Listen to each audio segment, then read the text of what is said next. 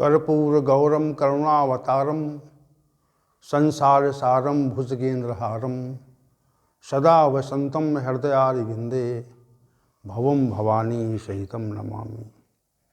भवानी शंकरौ वंदे श्रद्धा विश्वास रूपिणौ याभ्यां विना न पश्यन्ति सिद्धा स्वान्तस्तमीश्वरम्। वसुदेव सुतं देवं कंसचाणूरमर्दनं देवकी परमानंदम श्रीकृष्णं वंदे जगद्गुरुं। श्रीकृष्णं वंदे जगद्गुरुं। कृष्णाय वासुदेवाय हरे परमात्मने प्रणतक्लेश नाशाय गोविंदाय नमो नमः। गोविंदाय नमो नमः। भगवद गीता के इस विशेष ज्ञान सत्र का अब अंतिम चरण आरंभ है और इस अंतिम चरण में हम सभी श्लोक संख्या 72 पर विचार कर रहे हैं, जो इस विषय का स्थित प्रज्ञता विषय का अंतिम श्लोक है। और श्लोक संख्या 72 के का जो पूर्वार्ध अंश था, ऐसा ब्राह्मी स्थिति प्राप्त न आयनाम विमुह्यति, इस विषय पर कल तक की चर्चा को हमने केंद्रित किया था और आज की चर्चा को हम श्लोक संख्या 72 के उत्तरार्ध अंश पर केंद्रित करने का प्रयास करेंगे। श्री भगवान ने कहा, स्थित्वा अस्याम अंतकाले अपि ब्रह्म निर्वाणम मृच्छति। ब्रह्म निर्वाणम मृच्छति। तो इस विषय पर चर्चा आरंभ करने से पूर्व हम भगवान श्री गोविंद का और ज्ञान के स्वामी भगवान श्री शंकर का माता पार्वती सहित प्रणाम करते हैं और उनकी कृपा के फलस्वरूप ही ये विशेष सत्र नित्य निरंतर चलता रहा। इस कारण भगवान श्री गोविंद और भगवान शंकर का माता पार्वती सहित हमें अनुभव हुआ, आभास हुआ कि वे स्पष्ट रूप से, प्रत्यक्ष रूप से यहाँ पर उपस्थित थे और अपनी शक्ति और सामर्थ्य से इस कार्य को नित्य निरंतर प्रतिपादित संपादित करवा रहे थे। हम सभी निमित्त मात्र हैं और जो भी इस विशिष्ट सत्र में उपस्थित हैं, सभी को भगवान श्री गोविंद, भगवान शंकर और माता पार्वती का आशीर्वाद प्रदान हो, ऐसी हमारी विशेष प्रार्थना है। और मेरी ओर से सभी उपस्थित महानुभावों को प्रणाम है, प्रणाम स्वीकार करें। और आज की चर्चा को हम श्लोक संख्या 72 के उत्तरार्ध भाग पर केंद्रित करने का प्रयास कर रहे हैं। स्थित्वा अस्याम अंतकाले आपि ब्रह्म निर्वाणम मृच्छति। और जो वह व्यक्ति जो ब्राह्मी स्थिति वाला है, वह व्यक्ति अंत समय में इस ब्राह्मी स्थिति में अवस्थित रहकर ब्रह्म निर्वाण को प्राप्त हो जाता है, प्राप्त होता है। ये बड़ा विशद कथन है जो श्री भगवान के द्वारा प्रतिपादित और संपादित किया गया है। तो हम इस विशिष्ट कथन की व्याख्या करने का प्रयास भगवान श्री गोविंद की कृपा से करेंगे। स्थित्वा अस्याम अंतकाले अपि, अंत समय में, इस स्थिति में अवस्थित होकर ब्रह्म निर्माण को प्राप्त कर लेता है। तो पहले जो अंतकाले जो पद प्रयुक्त हुआ है, अंतकाल, अंतकाल क्या है? देखिए, जो मनुष्य इस पृथ्वी लोक पर उपस्थित हुआ है तो वह, उसकी जो उपस्थिति है वह उपस्थिति एक दिन समाप्त होने वाली है, उसका समापन होने वाला है। क्योंकि हम जब यहाँ पर प्रकट हुए, हमारा जब इस संसार में उद्भव हुआ, जिसे जन्म कहते हैं, और जन्म होने के पश्चात क्षण प्रतिक्षण हम अंतकाल की ओर बढ़ते हैं। क्योंकि जो समय परमात्मा की व्यवस्था के अधीन स्थापित है, उस समय में, उस काल में निरंतर ह्रास होता है और वह काल धीरे धीरे समाप्त होता जाता है। तो अब ये तथ्य और जानना चाहिए हमको कि हमारा जो प्रकटीकरण हुआ है उसका समापन भी होना है। तो समापन कब होना है और कितना समय हमको प्राप्त हुआ है, ये तथ्य हमको ज्ञात नहीं है। हमारी जो अवधि है इस जगत में रहने की, उस अवधि के बारे में हमारी कोई सज्ञानता नहीं है। हम उस अवधि को जानते नहीं हैं कि कितने समय तक हमको इस जगत में रहना है, और जितने समय तक रहना है उतने समय का एक अंतिम क्षण भी है। अंतकाले बोलते हैं, जिसको से भगवान ने अंतकाले से कहा, अंत समय में। अब वो जीवन पर्यंत जो कार्य हमने किए हैं और जिसके प्रति हम आसक्त रहे हैं, तो वह सब कुछ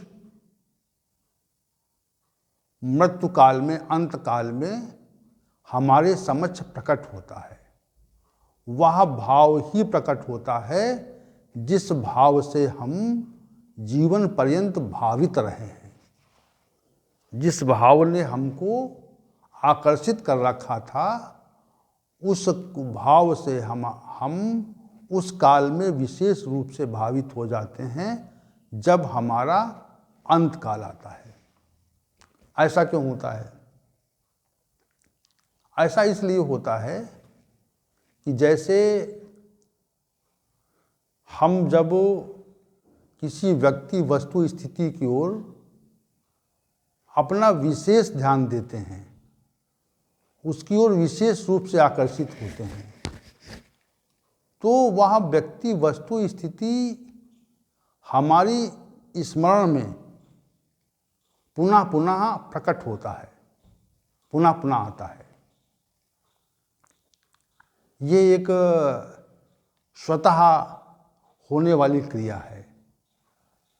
ये क्रिया विशेष है जो निरंतर चलती रहती है कि हम जिसको स्मरण करते हैं तो उस स्मरण, वो स्मरण करने वाला व्यक्ति जिसको स्मरण करते हैं वह बार बार हमको याद आता है या जिससे लगाव होता है हमारा। तो अंत काल में उसी की स्मृति रहती है, उसका स्मरण होता है जब मनुष्य का अंत काल होता है। तो अंत काल के विषय में शास्त्रों और मनीषियों का ऐसा ही विचार है कि जिस भावना से हम जीवन पर्यंत भावित रहे हैं, उस भावना से हम उस काल में भी भावित रहते हैं जिस काल में हमारा अंत होता है। अंत निश्चित है, तो अंत जब निश्चित है तो उस काल में हमें वह भाव हमारी स्मृति में बार बार आते हैं जिससे हम जीवन पर्यंत संलग्न रहे हैं। अब ये हम विचार करें कि हम जीवन पर्यंत किन किन वस्तुओं, व्यक्तियों और स्थितियों से संलग्न रहे हैं। साधकों को इस विषय में विचार करना चाहिए कि हमारी संलग्नता कहाँ है, और जहाँ पर संलग्नता है वही विचार अंतकाल में प्रकट होंगे। ये निश्चित है। ये शास्त्रों का और मनीषियों का एक स्पष्ट मत है, इसमें अस्पष्टता नहीं, इसमें कोई संदेह नहीं है, दो मत नहीं है। श्री भगवान ने कहा कि अंत काले स्थित्वा अस्याम, इस स्थिति में, इस ब्राह्मी स्थिति जिसका वर्णन अभी पूर्वार्धंश में हुआ था, इस ब्राह्मी स्थिति में स्थित होकर, क्योंकि जो मनुष्य समस्त कामनाओं का परित्यागी है और संसार की आवश्यकता की अनुभूति का भी परित्यागी है, और जो संसार की ममता से अपने को जिसने विमुख कर लिया है और जिसने अपनी सांसारिक सत्ता का विनाश कर दिया है, ऐसा ब्राह्मी स्थिति में स्थित पुरुष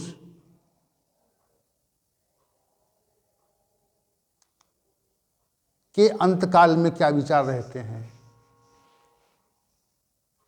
अंतकाल में चूंकि समस्त सांसारिक विषयों का उसके अंदर समापन हो चुका है, उसके अंदर सांसारिक विषयों की शून्यता आ गई है, तो शून्यता आने के कारण वह जिस ओर आकर्षित था, तो जिस ओर आकर्षित था वह स्थिति समक्ष प्रकट होती है। अब किस ओर आकर्षित था? हम संसार में रहकर अनेक प्रकार की कामनाएं करते हैं, और जब कामना का परित्याग हो जाता है तो परमात्म स्वरूप की ओर आकर्षित होते हैं हम, क्योंकि आकर्षण तो कामना का था, वो समाप्त हो गया। सांसारिक वस्तुओं, व्यक्तियों और स्थितियों की आवश्यकता का जो आभास था वो भी समाप्त हो गया, तो आवश्यकता किसकी बची? आवश्यकता परमात्मा की बची। संसार से ममत्व भाव समाप्त हो गया, तो ममता किसके प्रति बची? परमात्मा के प्रति बची। अपने सत्ता का जो मिथ्याभास था वो समाप्त हो गया, तो किसकी सत्ता बची? परमात्मा की सत्ता बची। तो परमात्मिक सत्ता के अवशेष रहने पर यहाँ पर कौन अवशेष है? शेष क्या है? शेष तो केवल परमात्मा ही है। ना कोई इच्छा है, ना कोई आवश्यकता की अनुभूत है, ना कोई ममता है, ना अपनी स्थिति का आभास है। केवल परमात्मा के प्रति हम एक भाव से स्थित हैं। ब्राह्मी स्थिति क्या है? ब्राह्मी स्थिति वह स्थिति है जहाँ पर संसार अवशेष नहीं रहता, संसार के भावों का संपूर्णता से समापन हो जाता है।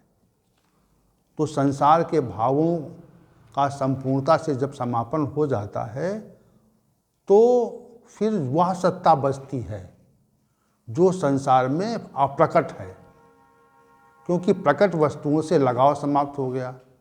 तो प्रकट वस्तुओं का जो कार्य रूप है, जो परमात्मा हमें प्रतीत नहीं होता है, वहाँ परमात्मा हमको प्रतीत होने लगता है। यह ब्राह्मी स्थिति की विशेषता है। देखिए, यहाँ पर जो परमात्मा की अनुभूति की जो प्रक्रिया है, वह संसार से अपने को अलग कर लेने से है। और जब तक हम संसार से अपने को पृथक नहीं करते हैं, अनेक प्रकार की कामनाएं करते हैं, उनकी प्राप्ति की चेष्टा करते हैं, उनकी प्राप्ति के लिए श्रम करते हैं, प्राप्त होने में सुखी होते हैं, अप्राप्त होने में दुखी होते हैं, जब तक ये सब भाव रहते हैं, तब तक परमात्मा हमसे बहुत दूर रहता है। और जब ये भाव समाप्त हो जाते हैं कि कुछ अवशेष नहीं है, तब जब अवशेष नहीं है, संसार अवशेष नहीं है, तो फिर परमात्मा अवशेष है। परमात्मिक सत्ता का आभास तभी होता है जब सांसारिक सत्ता का आभास समाप्त होता है। ये नियम है, यह निश्चित सिद्धांत है। और शास्त्रों का भी कथन ऐसा है, मनीषियों ने भी ऐसा कहा है, महापुरुषों ने ऐसा अनुभव किया है, वह हमें ज्ञात होता है। भगवत गीता का भी यही सिद्धांत है कि जब तक सांसारिक सत्ता रहती है, तब तक परमात्मिक सत्ता का प्रकटीकरण नहीं होता है, क्योंकि संसार की सत्ता प्रकट हो रही है। संसार की सत्ता के प्रकट होने तक परमात्मिक सत्ता का अभाव रहता है, परमात्मिक सत्ता अप्रकट रहती है। श्री भगवान कहते हैं, अंत काल में इस स्थिति में अवस्थित रहकर, तो ब्राह्मी स्थिति का जो व्यक्ति है, जिसने ब्राह्मी स्थिति प्राप्त कर ली है, वह अंत काल में भी ब्राह्मी स्थिति में स्थित रहता है। क्यों रहता है? क्योंकि संसार की सत्ता का समापन हो चुका है। बहुत सहज बात इसमें है। ये बात साधकों को समझनी चाहिए कि संसार की सत्ता, उससे संलग्नता, उससे आसक्ति के समापन होने के पश्चात भी ही हम परमात्मिक सत्ता से संबंध कर पाते हैं और ब्राह्मी स्थिति में अवस्थित हो पाते हैं। बहुत से लोगों का ये मानना है कि संसार की वस्तुएं, व्यक्ति और स्थितियां भी एकत्र कर लेंगे, साथ रखेंगे और परमात्मा का विचार करेंगे। तो ये जो इनका सिद्धांत है, बहुत से लोगों का सिद्धांत वर्तमान में भी है और पहले भी रहा है कि हम बहुत धन संपत्ति, पद प्रतिष्ठा, ऐश्वर्य प्राप्त करेंगे और संसार के विषयों का उपभोग करेंगे और साथ में परमात्मा का भी परमात्मा की संलग्नता पर भी विचार करेंगे, उसकी ओर बढ़ेंगे। तो दोनों पथ अलग अलग, पृथक पृथक हैं। इसका स्पष्टीकरण यहाँ पे इससे होता है। इस श्लोक संख्या 71 से ये स्पष्ट हो जाता है कि जब तक कामनाएं हैं, जब तक आवश्यकता की अनुभूति है, जब तक ममत्व है, जब तक स्वयं की सत्ता का आभास है, अहंकार मुक्त नहीं हुए हैं, तब तक परमात्मिक सत्ता का आभास नहीं होता। ये सिद्धांत है। इसमें ये सिद्धांत की स्थापना श्री भगवान के द्वारा स्पष्ट रूप से की गई है। इसमें कोई अस्पष्टता नहीं है। जैसे हम अपनी बात को रखना चाहें तो वो बात निरर्थक है, वो श्री भगवान के कथनानुसार और भगवत गीता के सिद्धांत से मेल नहीं खाती, वो प्रतिकूल बात है। क्योंकि 71वां श्लोक हमें स्पष्ट करता है ये बात कि जब तक कामनाएं रहेंगी, जब तक आवश्यकता की अनुभूति होगी और जब तक ममत्व रहेगा, जब तक हमें अपनी सत्ता का आभास रहेगा। जैसे हमारे पास बहुत वस्तु, व्यक्ति और सत्ता एकत्र हो जाए, हम किसी बड़े पद पे पदासीन हो जाएं, तो उससे उसका जो आभास है वो रहता है। आभास समाप्त नहीं होता और आभास समाप्त न होने पर वहाँ परमात्मा का आभास वहाँ पे नहीं रहता, नहीं हो सकता। जितना वस्तु, व्यक्ति, स्थितियाँ और सत्ता बढ़ती है, विषयों के प्रति हमारी आसक्ति बढ़ती है, तो उतना हम परमात्मा से दूर जाते हैं। कोई भाई विरला व्यक्ति इसमें सफल हो जाए तो हम नहीं कह सकते, लेकिन गीता का सिद्धांत एकदम स्पष्ट है, नितांत स्पष्ट है, इसमें कोई दो मत नहीं है। तो इस भ्रांति को हमें समाप्त कर देना चाहिए। ब्राह्मी स्थिति तभी जब 71वां श्लोक हमारे अपने ऊपर पूरा घटित कर ले, और घटित न कर सके तो ब्राह्मी स्थिति नहीं, ब्राह्मी स्थिति नहीं। और श्री भगवान कहते हैं अंत काल में उस स्थिति में अवस्थिति रहती है। और फिर भगवान कहते हैं ब्रह्म निर्माण पृच्छति, वो ब्रह्म निर्माण को प्राप्त हो जाता है। यह ब्रह्म निर्माण जो है ये विशेष शब्द है, और ब्रह्म निर्माण को प्राप्त होना एक विशेष स्थिति है। जैसे श्री भगवान ने ये कहा कि एक योगी वह है जो वापस आ जाता है, और एक वह है जो हमारे परम धाम को प्राप्त हो जाता है, परम धाम से वापस नहीं आता है। तो दो प्रकार के योगियों की चर्चा श्री भगवान ने की है, और पृथक पृथक प्रकार से इसको निरूपित किया है। यम प्राप्त न निवर्तन्ते तद्ध्याम परमम मम 8:21। दूसरा तथा पदम तत्मार्ग तव्यम यस्मिन गता न निवर्तन्ति भूया, वापस नहीं होते लोग। यद गत्वा निवर्तन्ते तद्धाम परमम। तो ये जो ब्रह्म निर्माण जो पद यहाँ पर प्रयुक्त हुआ है, कहा है श्री भगवान ने, उसी स्थिति की वो संकेत है कि जहाँ से वापसी नहीं होती। ब्राह्मी स्थिति में अवस्थित होकर के मनुष्य ब्रह्म निर्माण को प्राप्त हो जाता है, और वहाँ से उसकी वापसी नहीं होती। श्री भगवान का एक कथन स्पष्ट रूप से है, तद्धाम परमम यम प्राप्त न निवर्तन्ते तद्धाम परमम मम। जिसको प्राप्त होकर के यद गत्वा निवर्तन्ते तद्धाम परमम मम, जिसको प्राप्त होकर के मेरे परम धाम को प्राप्त होकर के उससे फिर वापसी नहीं होती। अब मनुष्य निवर्तित नहीं होता, यहाँ फिर उसका अवतरण नहीं होता। तो ये जो ब्रह्म निर्माण मृच्छति कहा है श्री भगवान ने अंत में, इस श्लोक के 72वें श्लोक के अंत में जो ये पद कहा है कि ब्रह्म निर्माण मृच्छति, ब्रह्म निर्माण को प्राप्त हो जाता है, तो हमारी दृष्टि फिर श्लोक संख्या 71 पे आ जाती है।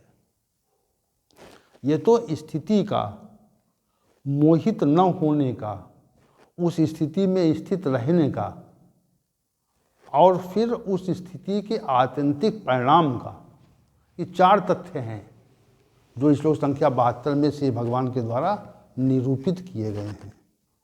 स्थिति का, ब्राह्मी स्थिति का, उसके मोहित न होने का, उसमें स्थित रहने का, और फिर उसके परिणाम ब्रह्म निर्माण मृच्छति, ब्रह्म निर्माण को प्राप्त हो जाता है। श्री भगवान ऐसा कह रहे हैं। तो ये जो श्लोक है ये पूरी तरह से, श्लोक संख्या जो 72 है वह पूरी तरह से श्लोक संख्या 71 पर आधारित है, उसके अर्थ को ही प्रकट करता है। तो ब्रह्म निर्माण कब तक नहीं? जब तक हमारी कामनाएं हैं, जब तक हमारी सांसारिक कामनाएं हैं, तब तक हमको ब्रह्म निर्माण नहीं होता। जब तक हमको संसार की आवश्यकता की अनुभूति हुआ करती है, तब तक ब्रह्म निर्माण नहीं। और जब तक हमारा संसार के प्रति ममत्व भाव रहता है, तब तक भी नहीं। और जब तक हमको अपनी सत्ता का, सांसारिक सत्ता का बोध रहता है, तब तक भी ब्रह्म निर्माण नहीं। तो ये ब्रह्म निर्माण एक विशेष स्थिति है जो मनुष्य को चारों स्थितियों के उपरांत ही प्राप्त होती है। ये गीता का स्पष्ट मत है। और इस मत से हम कोई पृथक बात नहीं करना चाहते। श्री भगवान ऐसा हमें ऐसा ही में प्रेरणा भी दे रहे हैं। जो स्पष्ट बात है, भगवद गीता का जो सिद्धांत स्पष्ट है, उस सिद्धांत को स्पष्ट रूप से ही कहना चाहिए। हम उसमें अपनी बुद्धि की संलग्नता नहीं होनी चाहिए उसमें। श्री भगवान जो कह रहे हैं और जैसी उसके व्याख्या की प्रेरणा दे रहे हैं, वैसा ही हमें कहना चाहिए। और यदि अपनी बुद्धि का प्रयोग कर लेते हैं, बहुत से भाष्यकारों ने अपनी बुद्धि का प्रयोग किया है, श्री भगवान के कथन को छोड़कर वो अपनी बुद्धि के कथन जो विषय आता है उसको व्याख्यापित करना चाहते हैं। ये त्रुटिपूर्ण है, ये उचित नहीं है। इसी भगवान के द्वारा कहे गए शब्दों का उपहास है एक तरह से, एक प्रकार से। इसलिए जो श्री भगवान का कथन हमें प्रतीत हो रहा है यहाँ पे, वह श्लोक संख्या 71 से संबंधित है। ब्रह्म निर्माण तभी हमारी उस परम धाम में तभी प्रवेश है जब हम ब्राह्मी स्थिति में स्थित हो जाएं। और ब्राह्मी स्थिति का वर्णन जो है श्लोक संख्या 71 में स्पष्ट रूप से श्री भगवान ने कर दिया है, चाहे स्थितियों का, उसको हमें ध्यान में रखना चाहिए। तो श्लोक संख्या 72 का भी आज समापन हुआ। ये ब्राह्मी स्थिति है जिसको प्राप्त होकर के, ब्राह्मी स्थिति को प्राप्त होकर के मनुष्य कभी मोहित नहीं होता और इस ब्राह्मी स्थिति में स्थित रह करके वह ब्रह्म निर्माण को, यानी श्री भगवान के परम धाम को प्राप्त कर लेता है। ऐसा इस श्लोक संख्या 72 का अभिप्राय है। तो इन्हीं शब्दों के साथ हम स्थित प्रज्ञता विषय का सभी के समक्ष भगवान श्री गोविंद की कृपा की अनुभूति से समापन कर रहे हैं। और तो इसके पश्चात जो